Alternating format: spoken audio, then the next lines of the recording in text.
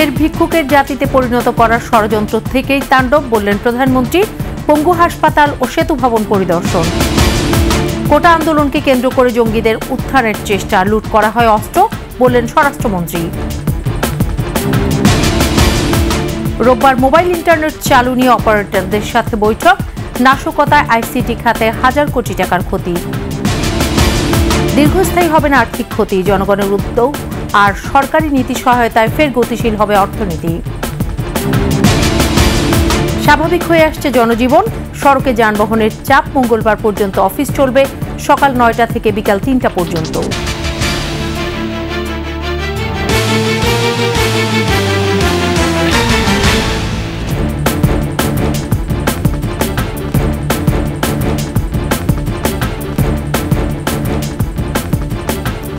শুনছিলেন first security ইসলামী bank PLC সংবাদ শিরোনাম। আমন্ত্রণ রাত 11টার 21 সংবাদে, সাথে আছি সোনিয়া স্নিগ্ধা। দর্শক, 21 টেলিভিশনের সংবাদ একই সাথে সরাসরি দেখতে পাবেন আমাদের ফেসবুক পেজ www.facebook.com/2124 অনলাইনে। এছাড়াও সংবাদে আরও থাকছে: ডিজিটাল বাংলাদেশ বিনির্মাণের নেপথ্য কারিগর সজীব ওয়াজেদ জয়, স্মার্ট দেশ গড়তে রেখে যাচ্ছেন ভূমিকা।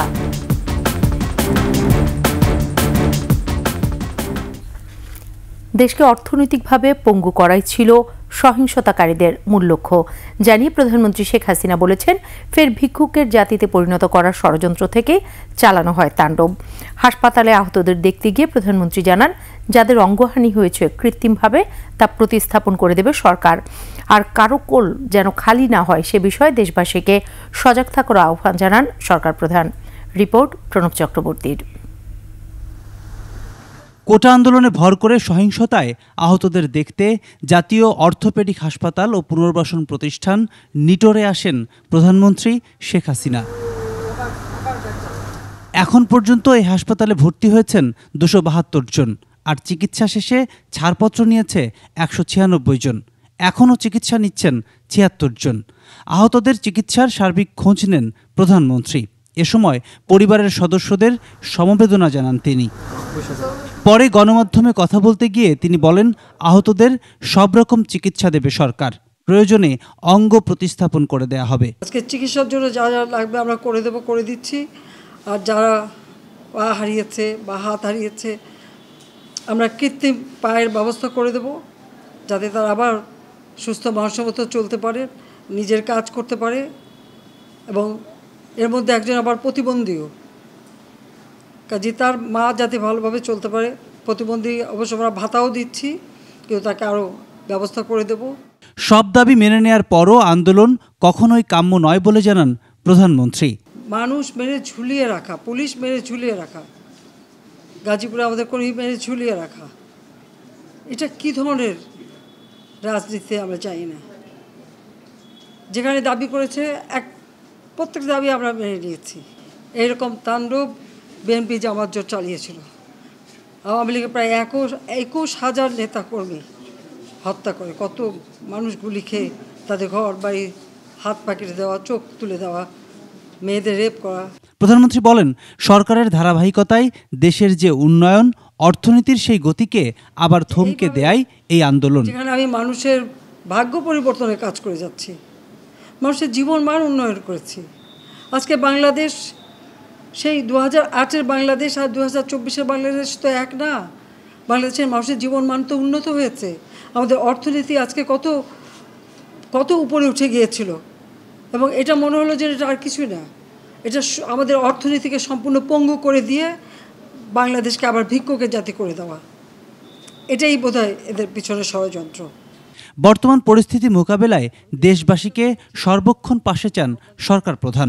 এই ধরনের ধ্বংসযজ্ঞের জন্য এই দেশকে নিয়ে আর কেউ চালাতে না পারে, আমি সকলে সাহায্য চাই। আর আমি চাই না এভাবে মায়ের কোল খালি হোক, আর এভাবে মানুষ। প্রণব চক্রবর্তী, 21 টেলিভিশন, ঢাকা। সাম্প্রতিক সহিংসতায় মারাত্মকভাবে ক্ষতিগ্রস্ত সেতু ভবন পরিদর্শন করেছেন প্রধানমন্ত্রী শেখ হাসিনা। এ সময় সেতুমন্ত্রী ওবায়দুল কাদের বলেন, রাষ্ট্রীয় সম্পদ ধ্বংস করা শিক্ষার্থীদের কাজ নয়, বরং বিএনপি জামায়াত সহিংসতা ও ধ্বংসযজ্ঞের মাধ্যমে এই আন্দোলনকে রাজনৈতিক রূপ দেওয়ার চেষ্টা করেছে। বিস্তারিত আকবর হোসেন সুমনের রিপোর্টে। নিমতলী কিংবা চুড়িহাট্টা অগ্নিকাণ্ডের মতোই সেতু ভবনের ঝলসে যাওয়া দেয়াল আর মেঝের পলেস্তারা খসে পড়েছে। বিদ্যুৎ সংযোগ, অফিসিয়াল সাজসজ্জা সবই যেন ছাইভস্ম। প্রধানমন্ত্রী শেখ হাসিনা এই ধ্বংসযজ্ঞ ঘুরে দেখেন। ক্ষয়ক্ষতির বিবরণ শুনতে শুনতে চোখ বোলান গোটা চত্বর। সেতু ভবনের আঙিনা জুড়ে 57টি পোড়া গাড়ির খোলস পড়ে আছে। এই ধ্বংসযজ্ঞের নেপথ্যে বিএনপি জামায়াতের ক্ষমতার লিপ্সা বলে অভিযোগ করেন সড়ক পরিবহন ও সেতুমন্ত্রী। এটা সাধারণ ছাত্রছাত্রীদের কাজ নয়, তারা কোটার মধ্যে সীমাবদ্ধ ছিল। আর তার উপরে রাজনৈতিক মতলবে বিএনপি জামাত এই আন্দোলনে উপর ভর করেছে। তাদের দীর্ঘদিনের ব্যর্থতার অবসানের জন্য মুক্তিযুদ্ধের সপক্ষের শক্তিকে ঐক্যবদ্ধ হয়ে ধ্বংসাত্মক কর্মকাণ্ড প্রতিহতের আহ্বান জানান আওয়ামী লীগ সাধারণ সম্পাদক। আন্দোলনকারী নয়, আন্দোলনের উপর ভর করে যারা সহিংসতা ধ্বংসযজ্ঞের মাধ্যমে একে রাজনৈতিক রূপ দেওয়ার চেষ্টা করছে, তাদের বিরুদ্ধে মুক্তিযুদ্ধের সপক্ষে সকল শক্তিকে শেখ হাসিনার নেতৃত্বে ঐক্যবদ্ধ হওয়ার আমরা আহ্বান জানাচ্ছি। ক্ষতিগ্রস্ত মেট্রো রেল চালুর দিনক্ষণের অনিশ্চয়তার কথাও তুলে ধরেন মন্ত্রী। 1 বছরেও যন্ত্রপাতি এনে সচল করা সম্ভব হবে না বলে এক্সপার্টরা জানিয়েছে। আকবর হোসেন সুমন, 21 টেলিভিশন, ঢাকা।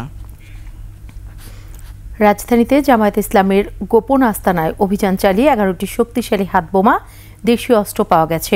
সেখান থেকে বিপুল সংখ্যক জিহাদি ও সাংগঠনিক বই জব্দ করেছে counter terrorism and transnational crime unit. শনিবার সন্ধ্যায় ধানমন্ডির 7 মসজিদ রোডের অবসর ভবনের 4র্থ তলায় এই অভিযান চালানো হয়।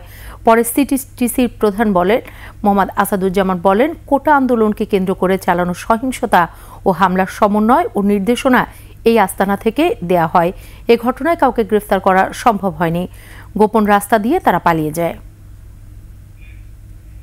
এটা জামাতে ইসলামের ঢাকা মহানগর এবং কেন্দ্রীয় অফিস হিসাবে এই অফিসটি ব্যবহৃত হয় এবং এই অফিসে আমরা অনেক আলামত পেয়েছি। তার মধ্যে এই সাম্প্রতিক নাশকতায় তারা যে সকল দেশীয় অস্ত্রশস্ত্র ব্যবহার করেছে, ভাঙচুর, নাশকতা, পুলিশের উপরে আক্রমণের জন্য তারা যে সকল দেশীয় অস্ত্র ব্যবহার করত, চাপাতি, ছুরি, লাঠি এবং এরকম বেশ কিছু উদ্ধার করেছি।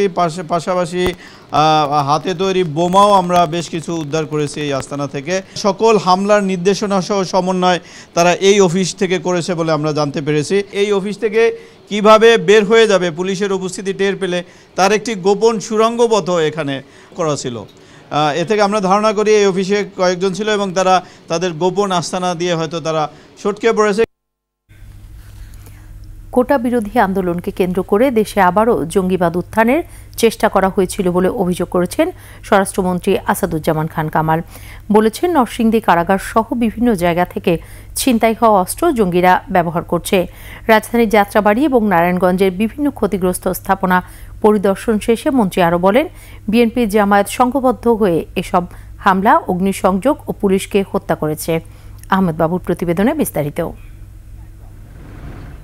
কোটাবিরোধী আন্দোলনকে ঢাল হিসাবে ব্যবহার করে বিএনপি জামাত যাত্রাবাড়ি, শনিরাখড়া, নারায়ণগঞ্জের সরকারি বেসরকারি যেসব স্থাপনায় ধ্বংসলীলা চালিয়েছে সেসব স্থাপনা পরিদর্শন করেন স্বরাষ্ট্রমন্ত্রী আসাদুজ্জামান খান কামাল। পরে নারায়ণগঞ্জের পুলিশ সুপার কার্যালয়ে সাংবাদিকদের বলেন, একটি মহল সামাজিক যোগাযোগ মাধ্যমে গুজব ছড়িয়েছে, অন্যদিকে হামলা, লুটপাট ও অগ্নিসংযোগ করেছে আরেকটি মহল। গুজব থেকে দেশবাসীকে সতর্ক থাকারও আহ্বান জানান তিনি। আপনারা এই গুজবের থেকে আমাদের দেশবাসীকে বাঁচাবেন।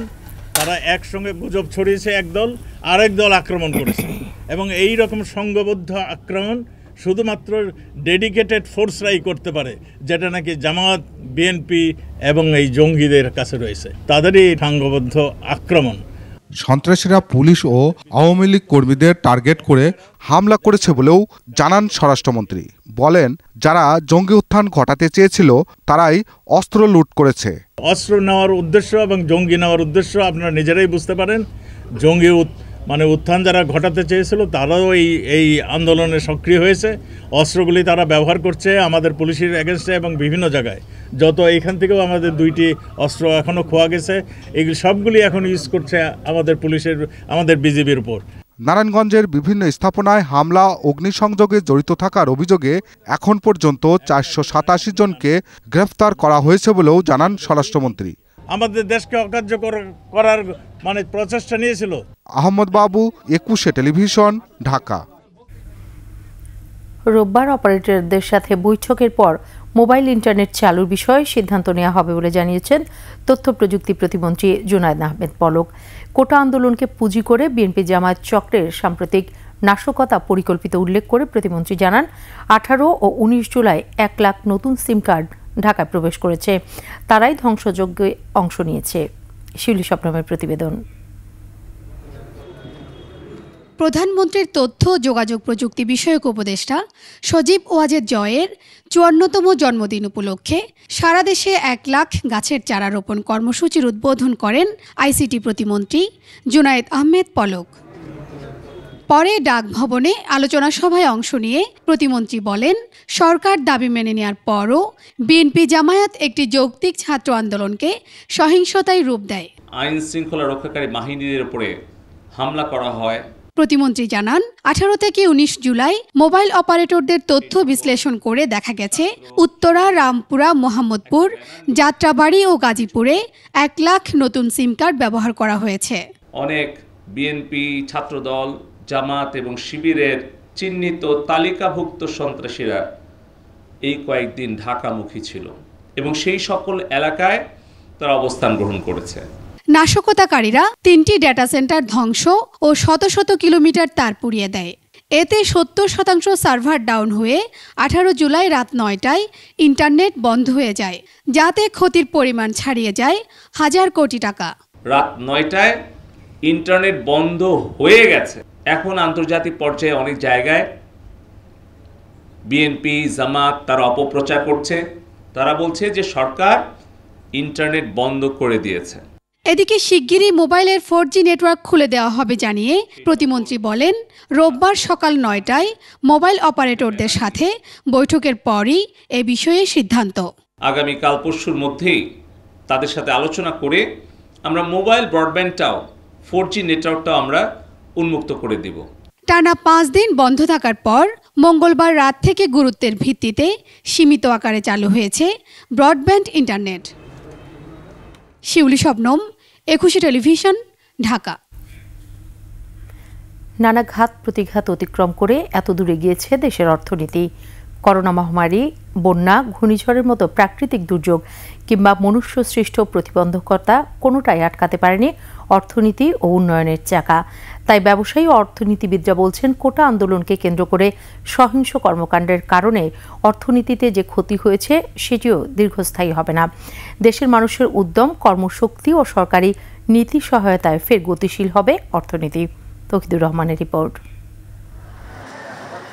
সম্প্রতি কোটা আন্দোলনকে কেন্দ্র করে দেশজুড়ে যে ধ্বংসাত্মক কর্মকাণ্ড ঘটে তাতে নৈরাজ্যের প্রথম 6 দিনেই দেশের অন্তত 76,000 কোটি টাকার আর্থিক ক্ষয়ক্ষতি হয়েছে বলে প্রাথমিকভাবে ধারণা করছেন বিশ্লেষকরা। ড্যামেজ যেটা হয়েছে সেটা প্রায় 10,000 কোটি টাকার মতো। দৈনিক যদি 11,000 কোটি টাকার মতো একটা হিসাব যেটা আমি করেছি, তো সেটা করলে 6 দিনে প্রায় 66,000 কোটি টাকার মতো এটা কিন্তু চলে গেছে অর্থনীতির থেকে। পলিসি রিসার্চ ইনস্টিটিউট পিআরআই বলছে, প্রথম 8 দিনে সার্বিক ক্ষতির পরিমাণ দাঁড়াতে পারে 1.25 লাখ কোটি টাকা। আমদানি রপ্তানি বাণিজ্যেও বড় ক্ষতির কথা বলছেন দেশের পোশাক খাতের উদ্যোক্তাদের সংগঠন বিজিএমইএ। যদি আমাদের এই প্রণোদনা এবং সোর্স ট্যাক্স দিয়ে আমাদের সহযোগিতা না করে, তাহলে কিন্তু আজকে এমনিতে চ্যালেঞ্জের মুখে আবার পুনরায় আজকে আমরা একটি আরো বড় চ্যালেঞ্জের মুখে পড়লাম। তো এই সমস্ত চ্যালেঞ্জ মোকাবেলা করে শিল্প চালিয়ে রাখা খুবই কঠিন হবে। তবে অর্থনীতিবিদরা বলছেন বাংলাদেশের অর্থনীতির অগ্রযাত্রা কখনোই মসৃণ ছিল না। নানা ঘাত প্রতিঘাত পেরিয়ে এতদূর এগিয়েছে। প্রাকৃতিক ও মনুষ্য সৃষ্টি দুর্যোগ দুর্বিপাক নতুন কোনো ঘটনা নয়। বাংলাদেশ ব্যাংক যদি একটা স্পেশাল ফান্ড তৈরি করে, তাহলে সেক্ষেত্রে সেখান থেকে এসএমইদেরকে প্রথমে প্রায়োরিটি দিয়ে তাদেরকে আসলে ঋণের ব্যবস্থা করতে হবে খুবই সহজ শর্তে এবং কম সুদে। কোভিডের সময় আমরা দেখেছি যে এটা বিরাট ফান্ড তৈরি করেছেন মাননীয় প্রধানমন্ত্রী। বাংলাদেশের মানুষের উদ্যম, কর্মশক্তি ও সাহসী পদক্ষেপ এবং সরকারি নীতি সহায়তার উপর ভর করে বারবার ঘুরে দাঁড়িয়েছে অর্থনীতি। সাম্প্রতিক সহিংসতায় যে অর্থনৈতিক ক্ষতি হয়েছে সেটিও দীর্ঘস্থায়ী হবে না। বাংলাদেশের যে অতীত অভিজ্ঞতা রয়েছে এবং বাংলাদেশের যে একটা জাতীয় ঐক্য রয়েছে, সামাজিক পুঁজি রয়েছে, সেটাই হচ্ছে আমাদের সবচেয়ে বড় ভরসার জায়গা, যেখানে ব্যবসায়ীরা অনেক সমস্যার মধ্যে তাদের হাল ছেড়ে দেননি কখনো, এবং সরকারও সবসময় ব্যবসায়ীদের পাশে থেকেছেন, জনগণের পাশে থেকেছেন। আমি মনে করি যে এখনও সরকার থাকবে, কিন্তু সরকারের উপর অনেক চাপ রয়েছে। গুরুত্বপূর্ণ সরকারি বেসরকারি স্থাপনা উন্নয়ন ও অবকাঠামো এবং সম্পদ ধ্বংস কোনোভাবেই গ্রহণযোগ্য নয় বলছেন বিশেষজ্ঞরা। তৌহিদুর রহমান, 21 টেলিভিশন, ঢাকা। অনেকটাই স্বাভাবিক হয়ে আসছে জনজীবন। সড়কে বেড়েছে গণপরিবহন ও ব্যক্তিগত বাহনের চাপ। রাজধানী থেকে সারা দেশের সড়ক পথে যাত্রীবাহী বাস চলাচল করলেও রেল যোগাযোগ এখনও বন্ধ। খুলেছে মার্কেট, শপিং মল ও ফুটপাতের দোকানপাট। তবে এখনও স্বাভাবিক হয়নি বেচাকেনা। মানিক শিকদারের রিপোর্ট। টানা 8 দিন ধরে চলছে কারফিউ। শনিবার রাজধানীর সড়কগুলোতে ছিল জরুরি প্রয়োজনে বের হওয়া নগরবাসীর ব্যস্ততা। খুলতে শুরু করেছে সব ধরনের মার্কেট ও শপিং মল। ফুটপাতে পণ্য নিয়ে ধীরে ধীরে বসতে শুরু করেছেন হকাররা। জীবনযাত্রা স্বাভাবিক হলেও সহিংসতার দৃশ্য তাদের মনে ক্ষত সৃষ্টি করেছে। বয়সে তো আমার মালপত্র পোড়াই দিয়েছে, সহিপত্র পোড়াই দিয়েছে। বাড়াইছি, জীবনে রিস্ক নিয়ে বাড়াইছি, তারপরে তো পেটটা চালানোর জন্য স্যার মনে করেন বাড়াইছি। কারফিউর মাঝে ঝুঁকি নিয়ে দোকানপাট চালু করলেও বেচাকেনা খুবই কম। বেচাকেনা হয় নাই, এই জন্য আজকে আবার খুলতেছি। শুরু না হয় তাহলে আবার অবরোধের কারফিউ পরে আবার খোলার চিন্তা ভাবনা থাকবে। বাচ্চাদের কাছে 1 কেজি চাউল কিনবে, সেই টাকাই নেই আমাদের পকেটে। নিরুপায় লাগাইছি আজকে, তাও বেচা কিনে নেই। রাজধানী টার্মিনাল থেকে দেশের বিভিন্ন স্থানে বাস চলাচল করছে। তবে কমলাপুর রেল স্টেশনে শুনশান নীরবতা। ট্রেনগুলো ঠায় দাঁড়িয়ে আছে 8 দিন ধরে। অগ্রিম টিকিট কিনে অনেকেই পড়েছেন বিপাকে। টিকিট ফেরত দিতে এসে অপেক্ষা করছেন ঘন্টার পর ঘন্টা। 4 ঘন্টা আমি এখানে দাঁড়ানোর পরে যখন আমার সময় আসলো, এরপর থেকে সার্ভার যে গেল, সার্ভার না নেই। নাম্বারটা দেওয়া আছে এখানে, এই নাম্বারটাতে ফোন দিলে আজীবন অফ। তাহলে আমরা ইনফরমেশনটা পাবো কোথায় থেকে? এর ভিতরে ট্রেন চলতেছে কিন্তু চলতেছে না, আমরা যে আসে জানবো সেই কোনো সিস্টেম এনারা দেয় নাই। এবং আমরা এখানে আসে বললেও খবর দেখেন, তাহলে ওনারা বসে আছে কি করতে? আর কি এমার্জেন্সি যে আমরা একটা ইনফরমেশন নিব, কোথায় নিব? এত বড় একটা রেল স্টেশন, এখান থেকে যদি আমরা কোনো একটা ইনফরমেশন না পাই, তো এটা একটা ভোগান্তি সবার জন্য। কয়েকজন পরিচ্ছন্নতা কর্মী ছাড়া তালা ঝুলছে অফিস কক্ষে। টেলিফোনে যোগাযোগ করা হলে স্টেশন মাস্টার জানান ট্রেন চলাচলের সিদ্ধান্ত এখনো হয়নি। যাত্রী নিরাপত্তার কথা ভেবেই কর্তৃপক্ষের নির্দেশে ট্রেন চলাচল আপাতত বন্ধ আছে। যখন চলাচল শুরু হবে তখন সবার মাধ্যমে আপনারা একটা মেসেজ পেয়ে যাবেন যে ট্রেন চলাচল স্বাভাবিক। আমরাও কোনো মেসেজ পাইলে আমরা আমাদের সরাসরি আপনাদেরকে বলে দিব। এদিকে রাজধানীর গুরুত্বপূর্ণ এলাকায় অব্যাহত আছে সেনাবাহিনীর অবস্থান ও টহল। মানিক শিকদার, 21 টেলিভিশন, ঢাকা। এদিকে আগামীকাল রোববার থেকে মঙ্গলবার 3 দিন সকাল 9টা থেকে বিকেল 3টা পর্যন্ত সকল সরকারি বেসরকারি অফিস চলবে। জনপ্রশাসন মন্ত্রী ফরহাদ হোসেন আরও জানান, পরের নতুন কর্মসূচি নির্ধারণ করা হবে। রবিবার, পরশু সোমবার এবং তারপরের দিন মঙ্গলবার, অর্থাৎ 28, 29, 30 এই 3 দিন অফিস শুরু হবে সকাল 9টা এবং শেষ হবে বিকাল 3টায়। উদ্ভূত পরিস্থিতি বিবেচনা করেই কিন্তু আমরা সেটি করছি। আপনার এখানে আমাদের যে কারফিউ শিথিলতার যে বিষয়টি থাকে, নিরাপত্তার যে বিষয়টি থাকে, পরিবেশ স্বাভাবিককরণের একটা বিষয় আছে, তো সব কিছু বিবেচনা করেই কিন্তু আমরা সে অফিস টাইমটি করছি। 54 বছরে পা দিলেন জাতির পিতার দৌহিত্র এবং আওয়ামী লীগ সভাপতি প্রধানমন্ত্রী শেখ হাসিনার পুত্র সজীব ওয়াজেদ জয়।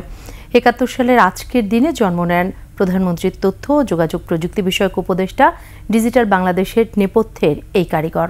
আরও জানাচ্ছেন প্রণব চক্রবর্তী। তখন দেশ জুড়ে চলছে মুক্তিযুদ্ধ। 1971 সালে তেমনই একদিন 27 জুলাই পরমাণু বিজ্ঞানী ডক্টর এম.এ. ওয়াজেদ মিয়া ও শেখ হাসিনা দম্পতির ঘর আলো করল ফুটফুটে এক শিশু। দেশ স্বাধীনের পর প্রিয় হাসুর প্রথম সন্তানের নাম মুক্তির মহানায়ক জাতির পিতা বঙ্গবন্ধু রাখলেন জয়। 1975 সালের 15 আগস্ট বঙ্গবন্ধুকে সপরিবারে হত্যার সময় মা ও বাবার সঙ্গে ছিলেন জার্মানিতে। মা শেখ হাসিনা ভারতে ছিলেন রাজনৈতিক আশ্রয়ে, তাই শিক্ষার হাতে করেই সেখান থেকেই। পরে যুক্তরাষ্ট্রের ইউনিভার্সিটি অব টেক্সাস থেকে কম্পিউটার সায়েন্সে স্নাতক এবং হার্ভার্ড থেকে স্নাতকোত্তর ডিগ্রি অর্জন করেন সজীব ওয়াজেদ জয়। রক্তে আছে রাজনৈতিক জয়।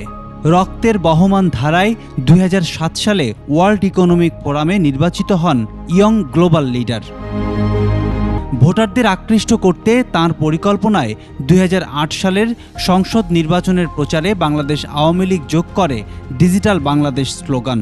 আজকে তথ্য প্রযুক্তিতে দেশের যে বিপ্লব, তার সবই হয়েছে শেখ হাসিনার তথ্য ও প্রযুক্তি বিষয়ক উপদেষ্টা জয়ের হাত ধরেই। আসলে নিজের মধ্যে যদি আত্মবিশ্বাস থাকে আর দেশপ্রেম থাকে, তাহলে কিন্তু নিজের দেশের জন্য সবকিছু করা, নিজের দেশের মানুষের জন্য সবকিছু করা সম্ভব। দেশ জুড়ে দ্রুতগতির ইন্টারনেট সেবা, digital banking, e commerce, mobile ব্যাংকিংয়ে শিক্ষার্থীদের উপবৃত্তি প্রদান, করোনা টিকার নিবন্ধন কার্যক্রমের পেছনে রয়েছে সজীব ওয়াজেদ জয়ের সুনির্দিষ্ট পরিকল্পনা আর পরামর্শ।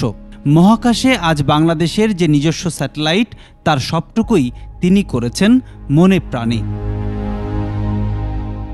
জয় সক্রিয় রাজনীতিতে নাম লেখান 2010 সালে। ওই বছরের 25 ফেব্রুয়ারি পিতৃভূমি রংপুর জেলা আওয়ামী লীগের প্রাথমিক সদস্য পদ গ্রহণ করে আনুষ্ঠানিকভাবে রাজনীতিতে আসেন সজীব ওয়াজেদ জয়। আজ তারুণ্যের জয়গানে অনন্য নাম সজীব ওয়াজেদ জয়। তার চিন্তার ফসল let's talk, policy cafe, young Bangla, CRI প্রশিক্ষণ ও গবেষণায় গুরুত্বপূর্ণ ভূমিকা রাখছে তরুণদের প্রেরণায়। প্রণব চক্রবর্তী, 21 টেলিভিশন, ঢাকা। নিচ্ছি সংবাদ বিরতি। যখন ফিরছি তখন অন্যান্য খবরের সঙ্গে আরও থাকবে। রংপুরের তাণ্ডবে জড়িত অন্তত 500 জন চিহ্নিত, অর্থ যোগানদাতা সহ গ্রেফতার 95। কয়েক কোটি টাকা নিয়ে উধাও ভুয়া এনজিও, সঞ্চয় হারিয়ে দিশেহারা আমানতকারীরা।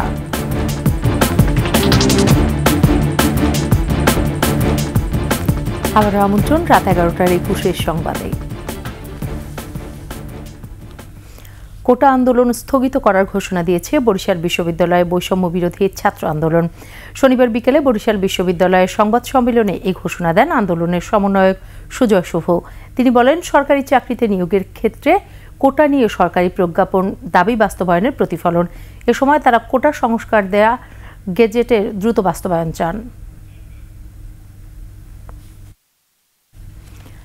সাম্প্রতিক সহিংসতায় ক্ষতিগ্রস্ত রাজধানীর মিরপুর 10 ও কাজীপাড়া মেট্রো রেল স্টেশন দ্রুত চালু করতে জাপানের কাছে সহযোগিতা চেয়েছেন প্রধানমন্ত্রী শেখ হাসিনা। সকালে প্রধানমন্ত্রীর কার্যালয়ে জাপানের রাষ্ট্রদূত ইয়াওমা কিমোনোরি দেখা করতে গেলে গুরুত্বপূর্ণ এই দুটি স্টেশন চালুর জন্য সহযোগিতা চান প্রধানমন্ত্রী প্রেস সচিব নাইমুল ইসলাম খান সাংবাদিকদের জানান, জাপানের প্রতিনিধি দল প্রথমে মেট্রো রেলের ক্ষয়ক্ষতি দেখবে, তারপর সিদ্ধান্ত জানাবে কিভাবে স্টেশন দুটি পুনরায় চালু করতে সহায়তা করা যায়। এ সময় প্রধানমন্ত্রীর বেসরকারি শিল্প ও বাণিজ্য বিষয়ক উপদেষ্টা, মুখ্য সচিব, পররাষ্ট্র সচিব উপস্থিত ছিলেন।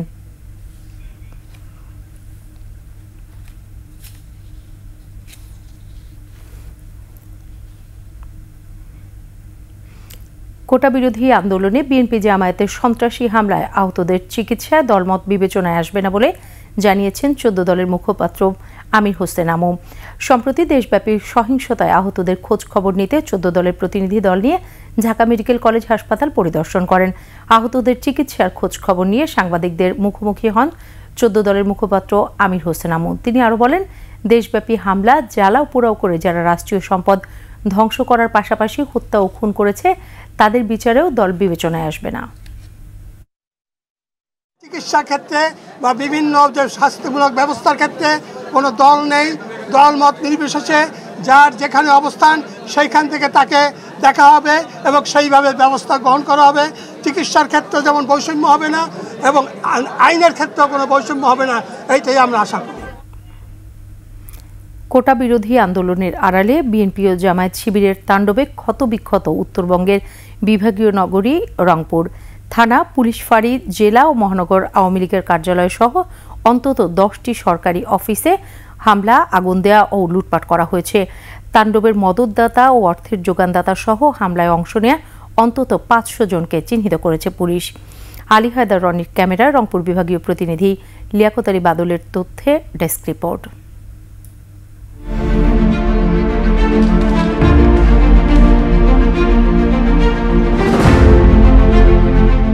কোটা আন্দোলনের নামে পরিকল্পিতভাবে নগরীর সব সিসিটিভি ক্যামেরা ভেঙে ফেলে দুর্বৃত্তরা। মুখে কাপড় বেঁধে প্রথমে নগরীর বেতপট্টি এলাকায় আওয়ামী লীগের মহানগর ও জেলা কার্যালয়ে হামলা চালানো হয়। অফিসের আসবাবে আগুন ধরিয়ে দেয়া হয়। এরপর একে একে হামলা ও আগুন ধরিয়ে দেয়া হয় তাজহাট থানা, নবাবগঞ্জ পুলিশ ফাঁড়ি, মেট্রোপলিটন পুলিশের ডিবি, ক্রাইম ও ট্রাফিক ডিসি কার্যালয়, ধাপ পুলিশ ফাঁড়ি, পুলিশ লাইন্স, মৎস্য অধিদপ্তর, সোনালী ব্যাংক, মুক্তিযোদ্ধা সংসদ, ঢাকা ব্যাংকের বুথ সহ অনেক স্থাপনায়। বিভাগীয় পরিবার পরিকল্পনা অফিসের 7টি গাড়িতেও আগুন ধরিয়ে দেয়া হয়। সাধারণ বাচ্চাদেরকে, ছাত্রছাত্রীদেরকে সামনে রেখে দুষ্কৃতকারীরা যে ঘটনাটা ঘটিয়েছে, আমি মনে করি এটা বাংলাদেশের ক্ষতি, এটা আমাদের সাধারণ মানুষের ক্ষতি। রাজনীতিক ও জনপ্রতিনিধিরা বলছেন, বিএনপি জামাত শিবির পূর্ব পরিকল্পিতভাবে এই নারকীয় তাণ্ডব চালিয়েছে। স্বাধীনতা বিরোধী শক্তি যারা এই দেশটাকে উন্নয়ন চায় না, অস্থিতিশীল পরিস্থিতি তৈরি করতে চায় এবং সরকারকে পতন ঘটাতে চায়, তারা অনুপ্রবেশ করে রংপুরে একটি তাণ্ডব লীলা চলায়। বাংলাদেশের মানুষ, প্রশাসন এবং সাধারণ জনগণ পরিষ্কার হয়েছে যারা স্বাধীনতা বিরোধী যুদ্ধ অপরাধী জামাত শিবির, পাশাপাশি বিএনপি, এরা হামলা করছে। সারা বাংলাদেশে এই শ্রেণীর লোক হামলা করছে। বিভিন্ন মাধ্যমে পাওয়া ভিডিও, অডিও পরীক্ষা করে 500 দুর্বৃত্তকে চিহ্নিত করা হয়েছে। 8 মামলায় অর্থের যোগানদাতা, মদতদাতা, পরিকল্পনাকারী সহ 95 জনকে গ্রেফতার করেছে পুলিশ। শহর এবং এলাকাটি আমরা নিয়ন্ত্রণ নিতে পেরেছি। নগরবাসী স্বস্তির নিঃশ্বাস ফেলেছে এবং কারফিউ বলবৎ আছে, সেটি প্রতিপালিত হচ্ছে। সন্ত্রাসীরা বা যারা এরকম বিভৎস ঘটনা ঘটাতে পারে, যারা আবারও যে কোনো সময় হয়তো সংগঠিত হয়ে এই ধরনের কার্যকলাপ ঘটাতে পারে, এই আশঙ্কা থেকে আমরা ব্যাপকভাবে পুলিশি ব্যবস্থা গ্রহণ করেছি। এর বাইরেও যৌথ বাহিনী টহল অব্যাহত আছে। দুর্বৃত্তদের চিহ্নিত করে আইনের আওতায় এনে বিচার করা হবে, এমনটাই প্রত্যাশা রংপুরবাসীর। Masum আলিসা, desk report, 21 television. এদিকে ক্ষয়ক্ষতি নিরূপণ করে নরসিংদী কারাগার দ্রুত ব্যবহারযোগ্য করতে প্রয়োজনীয় ব্যবস্থা নেওয়ার কথা জানিয়েছেন ঢাকা বিভাগীয় কমিশনার সাবিরুল ইসলাম। ক্ষতির পরিমাণটা কি সেটা দেখলাম, যত দ্রুত সম্ভব জেলখানা চালু করা যায় ক্ষয়ক্ষতি নিরূপণ করে, এবং সেই বিষয়ে সরকারের কাছে সুপারিশ এবং কী ধরনের জেলখানা পুনঃব্যবহারযোগ্য করতে যত দ্রুত করা যায় সেই বিষয়টা দেখার জন্য মূলত আসা, এবং সেই বিষয়টি নিয়ে আমরা সরকারকে পরামর্শ দেব। ময়মনসিংহের ভালুকায় 500 সদস্যের কয়েক কোটি টাকা নিয়ে উধাও এক ভুইফোর এনজিও। ঘরের সম্পদ বিক্রি বা ধার দেনা করে গচ্ছিত টাকা হারিয়ে দিশেহারা সমিতির সদস্যরা। ভালুকা প্রতিনিধি SM জাহাঙ্গীরের তথ্যচিত্রে ডেস্ক রিপোর্ট। ভালুকা উপজেলার চাপুরবাড়ি গ্রামে প্রবাসী শাহজালালের বাড়ি ভাড়া নিয়ে 1 মাস ধরে কার্যক্রম চালাচ্ছিল বাংলাদেশ ডেভেলপমেন্ট সোসাইটি। স্বল্প সুদে মোটা অঙ্কের ঋণের প্রতিশ্রুতিতে স্থানীয়দের সঞ্চয় জমা রাখতে বলেন এনজিওটির কর্মকর্তা পরিচয়ধারী মামুন, মিন্টু, ইলিয়াস, জাহাঙ্গীর, ইসমাইল ও রত্না। ওই ঋণে স্বাবলম্বী হওয়ার আশায় কেউ ধার দেনা, আবার কেউ গৃহস্থলের প্রয়োজনীয় উপকরণ বিক্রি করে সঞ্চয় জমা রাখেন। 500 গ্রাহকের সঞ্চয়ের কয়েক কোটি টাকা নিয়ে উধাও হওয়ার পর তারা বুঝতে পারেন ওই 5 জন আসলে প্রতারক। বলছে যে আপনারা 10 জন 5 জন এরকম করে গ্রুপ করে টাকা জমা দেন। আমরা সবাই এরকম টাকা জমা দিচ্ছি। 500 থেকে 600 লোক আসছিল, যাদের কাছ থেকে 50,000 টাকা শুরু করে 10,000 টাকা বন্ধ নিয়েছে। 100 টাকা সুদে 50,000 টাকা এনে দিচ্ছি যাতে আমার ঋণটা আমি পরিশোধ করতে পারি। তাদের ফোন নাম্বারটা বন্ধ পাওয়ার পরে আমি আরেকজনকে নিয়ে অফিসের সামনে আইছি। ভালুকা মডেল থানায় মামলা করেছেন প্রতারণার শিকার ভরাডুপা গ্রামের গৃহিণী জেবুন্নাহার রানী। ক্যামেরার সামনে কথা বলতে রাজি না হলেও আসামিদের গ্রেপ্তারের চেষ্টা চলছে বলে জানান থানার ওসি। ভূঁইফুর এনজিওটির অফিস পরিদর্শন করে দোষীদের আইনের আওতায় আনার আশ্বাস উপজেলা নির্বাহী কর্মকর্তার। যখন প্রতারিত হয়ে যায়, ঘটনা ঘটে যায়, তখন নজরে আসলে আমাদের করণীয় খুবই কমই থাকে। কারণ মামলা হয়, মামলা সাধারণভাবেও যদি তদন্ত হয়, এই ধরনের প্রতারণার মামলা দীর্ঘদিন সময় পর্যন্ত উদ্ধার করা, মানে আলামত সহ বিভিন্ন কিছু উদ্ধার করার জন্য সময় লেগে যায়। এ জাতীয় লেনদেন না করা সহ সচেতন হওয়ার পরামর্শ উপজেলা ও পুলিশ প্রশাসনের। যখন গ্রাহকরা টাকা দেয়, কোন সংস্থার কাছে টাকা দেয়, তারা যদি অন্তত একজন বা কেউ যদি এসে আমাদের কাছে অভিযোগ করে, যেহেতু এনজিওগুলো আমরা নিয়ন্ত্রণ করি। খুরশিদ আল মুকুল, ডেস্ক রিপোর্ট, 21 টেলিভিশন। নিচ্ছি সংবাদ বিরতি। যখন ফিরছি তখন অন্যান্য খবরের সঙ্গে আরও থাকবে। মার্কিন প্রেসিডেন্ট নির্বাচনে জমে উঠেছে প্রচার, ট্রাম্প কমলার কথার লড়াই।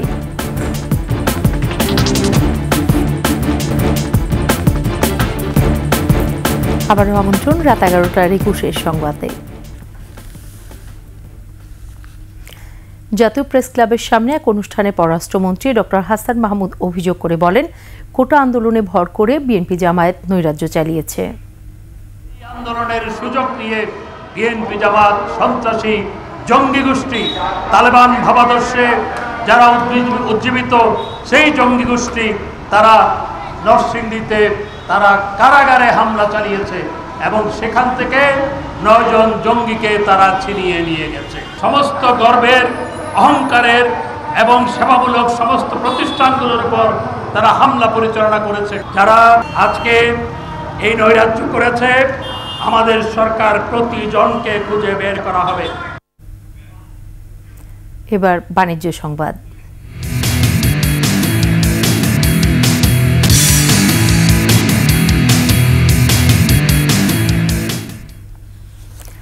আইনশৃঙ্খলা পরিস্থিতি স্বাভাবিক হয় দেশি ফলে সয়লাভ বাজার, তবে মৌসুম শেষ হয়ে আসায় সরবরাহ যথেষ্ট থাকা সত্ত্বেও দাম বেশি। ব্যবসায়ীদের কারসাজির কারণে বাড়তি দাম গুনতে হচ্ছে, এমন অভিযোগ ক্রেতাদের। মেহেদী হাসানের রিপোর্ট। শ্রাবণের দ্বিতীয় সপ্তাহ চলছে। আম কাঁঠালের মতো দেশি মৌসুমি ফল প্রায় শেষ পর্যায়ে। এমন সময় কোটা আন্দোলনকে কেন্দ্র করে সৃষ্ট সহিংসতায় বন্ধ হয়ে যায় পণ্য পরিবহন। এতে অন্য সব পণ্যের মতো বাধাগ্রস্ত হয় আম কাঁঠালের মতো দেশি ফলের সরবরাহ। তবে গত কয়েকদিনে পরিস্থিতি স্বাভাবিক হয়েছে, পুরোদমে সচল হয়েছে সরবরাহ ব্যবস্থা। আম বিক্রেতারা বলছেন এখন সরবরাহ অনেকটাই স্বাভাবিক, তবে মৌসুম শেষ হয়ে আসায় দাম বেশি। দাম তো আমরা বাড়ায় কিনতেছি, বাড়ায় বেচতেছি, যখন যেমনি কিনি তখন এমনি বেশি। অবস্থা তো আগের থেকে বেচা কেনা কম, কাস্টমার আসে না, ঘর থেকে বাইরে হয় না, বেচা কেনা কম। মাল আম তো এখন কমে আসছে, একটু কম এখন বাজারে, 140-50 এমন চলে আর কি রেট। ফলের রাজা কাঁঠালের মৌসুমও প্রায় শেষ পর্যায়ে, তাই বেড়েছে কাঁঠালের দামও।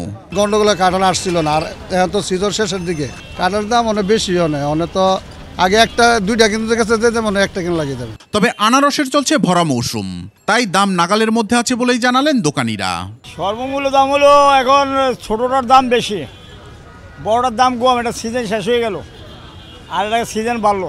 সরবরাহ যথেষ্ট থাকলেও আম কাঁঠালের বাড়তি দামে ক্ষুব্ধ ক্রেতারা, তবে বাকি সব দেশি ফল নাগালের মধ্যেই আছে বলে জানালেন তারা। যেটি 100 টাকা কেজি সেটি 150 টাকা চায় বসে থাকে। আমি কিনবো 2 কেজি, পাল্লার হিসাব দেখায়। পেয়ারা 40 টাকা কেজি, আমলা লইলাম 40 টাকা কেজি, তারপরে গাব লইলাম 40 টাকা কেজি। এদিকে দেশি ফলের ব্যাপক সমারোহে বিদেশি ফলের চাহিদা একটু কমলেও দাম আরো বেড়েছে। এজন্য ফল আমদানিতে কর বৃদ্ধির অজুহাত বিক্রেতাদের। আপেল মনানাস যেখানে ছিল আপনার 300 টাকা, ওইখান থেকে এখন হচ্ছে 350 টাকা, আর আনারটা গত সপ্তাহ ছিল আপনার 400 থেকে 420 টাকা, ওই আনার আজকে আপনার 500 থেকে 520 টাকা, 100 টাকা বাড়ছে। টাকার বিপরীতে ডলারের মূল্যমান বৃদ্ধির কারণেও বিদেশি ফলের দাম বেড়েছে বলে জানিয়েছেন সংশ্লিষ্টরা। মেহেদী হাসান, 21 টেলিভিশন, ঢাকা। শেষ করছি রাত 11টার 21 সংবাদ। যাবার আগে ফার্স্ট সিকিউরিটি ইসলামী ব্যাংক পিএলসি সংবাদ শিরোনামগুলো আরও একবার। ফের ভিক্ষুকের জাতিতে পরিণত করার ষড়যন্ত্র থেকেই তাণ্ডব, বললেন প্রধানমন্ত্রী। পঙ্গু হাসপাতাল ও সেতু ভবন পরিদর্শন। কোটা আন্দোলনকে কেন্দ্র করে জঙ্গিবাদের উত্থানের চেষ্টা, লুট করা হয় অস্ত্র, বললেন স্বরাষ্ট্রমন্ত্রী। রোববার মোবাইল ইন্টারনেট চালু নিয়ে অপারেটরদের সাথে বৈঠক, নাশকতায় আইসিটি খাতে 1000 কোটি টাকার ক্ষতি। দীর্ঘস্থায়ী হবে না আর্থিক ক্ষতি, জনগণের উদ্যম আর সরকারি নীতি সহায়তায় ফের গতিশীল হবে অর্থনীতি। স্বাভাবিক হয়ে আসছে জনজীবন, সড়কে যানবাহনের চাপ। মঙ্গলবার পর্যন্ত অফিস চলবে সকাল 9টা থেকে বিকাল 3টা পর্যন্ত।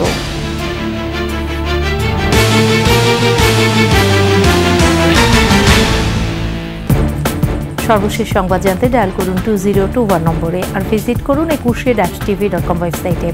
এছাড়া ফেসবুকে ভিজিট করতে পারেন www.facebook.com/ekushe24 অনলাইনে। এতক্ষণ সাথে থাকার জন্য ধন্যবাদ। পরবর্তী সংবাদ রাত 1টায় দেখার আমন্ত্রণ রইল। একুশের সাথেই থাকুন।